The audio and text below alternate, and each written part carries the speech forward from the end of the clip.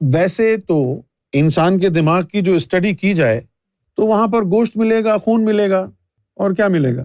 جو دماغ میں عقل ہوتی ہے وہ تو نظر نہیں آتی نا؟ آتی ہے کیا؟ نہیں آتی نا؟ تو وہ دماغ میں عقل کہاں سے آئی؟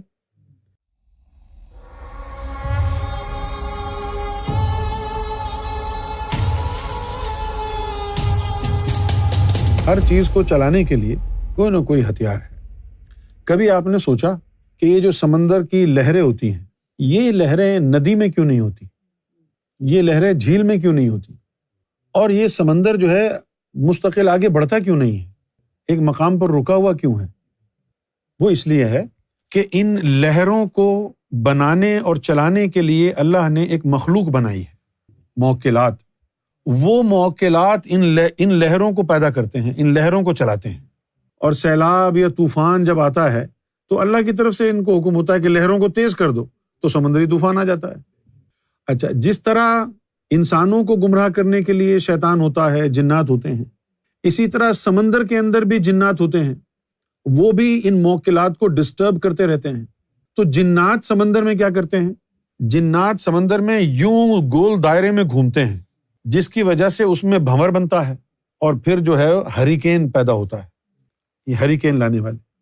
اور پھر یہی ہریکین جو ہے پانی کا اور پھر ہوا کا ہریکین بھی اسی سے بن جاتا ہے، جس کو امریکہ کے مختلف حصوں میں، خاص طور پر سدرن اسٹیٹس میں ٹورنیڈوز آتے ہیں۔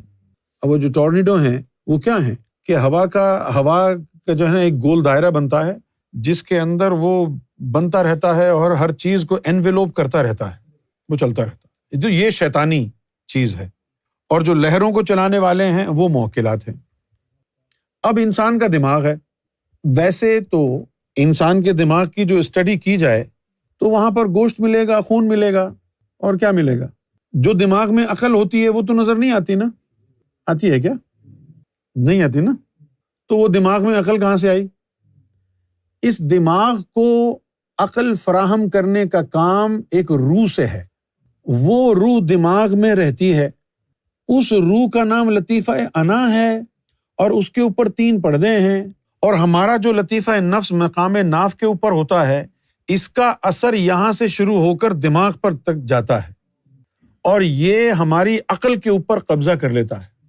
جب شیطان نفس ہماری عقل پر قبضہ کر لیتا ہے تو پھر ہماری عقل ہم کو بھٹکاتی ہے، ہم کو گمراہی کی طرف لے جاتی ہے۔ لیکن جو لوگ تزکیہ نفس کی طرف جاتے ہیں، جو اپنے نفس کو پاک کر لیتے ہیں اللہ کے نور سے، اللہ کے ذکر سے، تو پھر ان کا جب نفس پاک ہونے لگتا ہے تو اس نفس کا قبضہ یہاں سے ختم ہو جاتا ہے۔ اب وہ نفس کے قبضے سے آپ کا جو دماغ ہے وہ آزاد ہو گیا۔ اب وہ پردے ہیں، 3 پردے اس کے اوپر پڑے ہوئے ہیں۔ پھر آپ روحانیت کے ذریعے اس مخلوق کو بھی اللہ کے ذکر میں لگاتے ہیں، یا ہو یا ہو یا ہو۔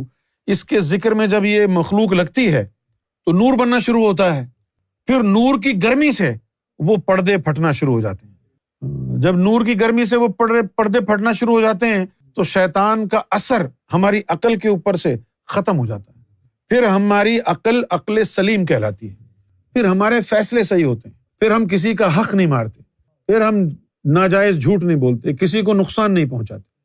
اس کے بعد پھر روحانیت میں ترقی کرنے کے بعد، تینوں پردے ہٹانے کے بعد، جب یہ مخلوق بالکل طاقتور ہو جائے تو اسی مخلوق کے ذریعے پھر اللہ کا دیدار بھی ہوتا ہے۔ تو دماغ اپنے طور پر کچھ نہیں ہے سوائے ایک فلیش ڈرائیو کے۔ اب جیسے یہ میں کہوں کہ بھائی یہ 1 ٹیٹرابائٹ فلیش ڈرائیو ہے، اب میں اس میں کوئی چیز اسٹور کروں گا تو اس کے اندر کچھ آئے گا نا یا نہیں؟ تو اب دماغ تو ہے فلیش ڈرائیو کی طرح، عقل بھی تو ہو۔ دماغ تو سب کے پاس ہے، عقل بھی تو ضروری ہے نا۔ یہ معمولی عقل یہ تو عام ہے، لیکن جو فراست والی چیز ہے، جو دور اندیشی کی ہے، جو باریکیوں کو سمجھنے والی ہے، وہ اس وقت آتی ہے جب انسان اس مخلوق کو بیدار کر لیتا ہے۔ پھر یہ عقل ہمیں اللہ کی طرف لے جاتی ہے کہ اے دنیا کی تو 4 دن کی زندگی ہے، آخرت کا سوچو۔ پھر ہمیں عقل ایسا کہتی ہے، اور جب یہ شیطان کے قبضے میں ہوتی ہے تو وہ کہتے ہیں جی کس نے دیکھی ہے جنت، جو کچھ ہے ادھر ہی ہے، بھائی یہی انجوائے کر لو۔ تو یہ سارے ہمارے عقل کے کارنامے ہیں۔